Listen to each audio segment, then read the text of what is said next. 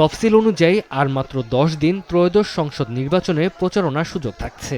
রাত দিন এক করে মাঠে ময়দানে ছুটে বেড়াচ্ছেন প্রার্থীরা। ভোটারকে আকৃষ্ট করতে এলাকার উন্নয়ন সহ দিচ্ছেন নানা প্রতিশ্রুতি। ছুটির দিন সকালে খুলনা 2 আসনের বিএনপি প্রার্থী নজরুল ইসলাম মঞ্জু এলাকায় গণসংযোগ ও লিফলেট বিতরণ করেন। সিলেট 1 আসনের বিএনপি মনোনীত প্রার্থী ও চেয়ারম্যানের উপদেষ্টা খন্দকার আব্দুল মুক্তাদির বিভিন্ন এলাকায় গণসংযোগে ব্যস্ত সময় পার করেন। ঠাকুরগাঁয়ে নির্বাচনী সভায় অংশ নেন বিএনপির মহাসচিব মির্জা ফখরুল ইসলাম আলমগীর। স্বাধীনতা বিরোধীদের হাতে দেশের দায়িত্ব তুলে দেয়া নিরাপদ নয় বলে মন্তব্য করেন তিনি। পাকিস্তান সেনাবাহিনীর পক্ষে যারা ছিল ওরা ওই দলটা এখন এসে কিন্তু একবারের জন্য মাপ চায় না, ক্ষমা চায় না। আমি ওই সময় ভুল করছিলাম, এই ভুলগুলো ক্ষমা করে দিয়ে ভাই আমাকে রাজনীতি করার সুযোগ দাও, সেটা করে না। তো যারা এটা করে নাই, যারা আমার স্বাধীনতার বিরোধিতা করছে, তার হাতে কি আমি দেশের দায়িত্ব তুলে দিতে পারি?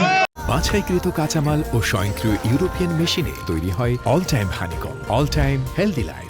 মানুষ আগ্রহ ভরে অপেক্ষায় আছে, এবার তারা দীর্ঘদিন পরে এবার তারা ভোট দিবে এবং ভোটের মাধ্যমে জনগণের সরকার প্রতিষ্ঠিত হবে, সংসদ কার্যকর হবে এবং জনগণের প্রত্যাশার উন্নয়ন হবে এবং মানুষ নিরাপদ বাংলাদেশ দেখতে পাবে। ভোটের লড়ে জামায়াতের প্রার্থীরাও সমানে সমান। পিরোজপুর 1 আসনে দলটির প্রার্থী মাসুদ সাইদি বাড়ি বাড়ি গিয়ে ভোট চান। চাঁদপুর 3 আসনে শাহজাহান মিয়ার নির্বাচনী জনসভায় বক্তব্য রাখেন জামায়াতের সেক্রেটারি জেনারেল মিয়া গোলাম পরোয়ার। যারা বিগত সময়ে ক্ষমতায় গিয়ে দেশ পরিচালনায় ব্যর্থ হয়েছেন, জনগণ তাদেরকে আর দেখতে চায় না বলে মন্তব্য করেন তিনি। যারা 54 বছরের পরীক্ষায় ফেল করেছে, ফেলু পার্টি, এই ফেলু পার্টিকে দিয়ে কি দেশ চলবে?